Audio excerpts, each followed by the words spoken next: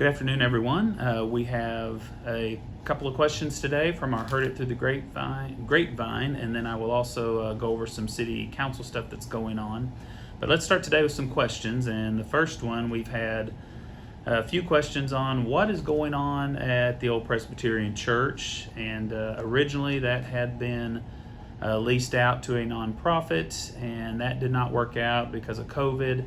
And we put that back up to try to find someone again, specifically looking for something that would either be nonprofit based or something that would be community based. And we found a company called the Academy of Music, and they're going to be coming in there and actually starting this month. They will be doing piano lessons and things like that. It runs by the semester, and hopefully you'll see all the new things they've done to the building. They've really fixed up the inside and made it look a whole lot better. So we're excited to have something in that building now that hopefully can help sustain that building and keep us moving that direction. Second question, we've had several questions on, especially over the last few years, about what is the difference between a liquor license and a beer license and how is that approved. The Alcohol Beverage Commission approves all of the licenses, but there is a big difference between a company that just serves beer and wine and a company that has a liquor license which can serve any kind of liquor in there.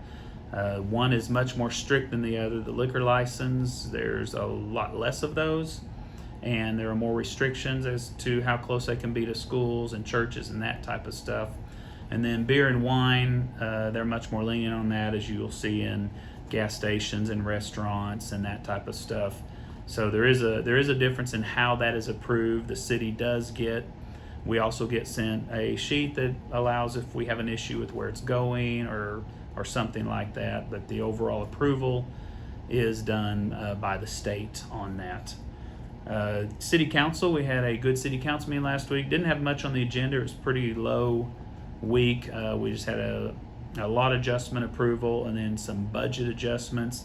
But one of the big things that the council is discussing right now is we found out that on our original water bond, this is the bond that did the big water tank and then Water West, with the way rates have come down so much over the last couple of years with the pandemic and the difference in the way the feds have been adjusting rates, we can actually refinance our bonds, increase the amount that we have by close to $3.9 million and not adjust the payment at all. It would extend the bond back out, but it would keep the payment identical and give us about half of what we would need to start heading sewer towards the bypass, which is our goal, our next goal that we've established to do.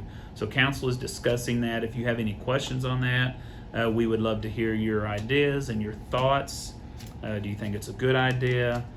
Again, it would adjust the payment back out to the full. I believe those payments run about 35, 40 years, but it would keep the payment the same. We wouldn't pay any more than we're paying now, but it would then add to be able to start moving sewer that direction much more quickly than we found any other way. We've also found a couple of new grants we're looking at that will help go along with that.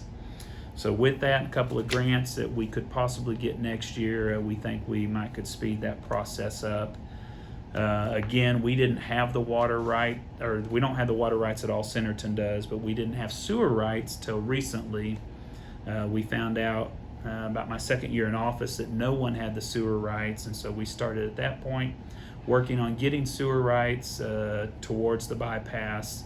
We now have those, so then the next thing is to work on how do we get sewer lines over there and what does that look like, how do we get the money, and how do we make sure that we can get good infrastructure over to the bypass for future commercial development as the bypass opens and grows. So any thoughts on that? Let us know what you think. Again, that would give us about $3.9 million. The council approved it. This is different than a bond that goes before voters. This is through the water department, so it is approved by council, but we do want input from the citizens on what you think on it. So please let us know, and feel free to send us messages, call us, or show up to the next city council meeting or committee meeting. You guys have a good week. Take care.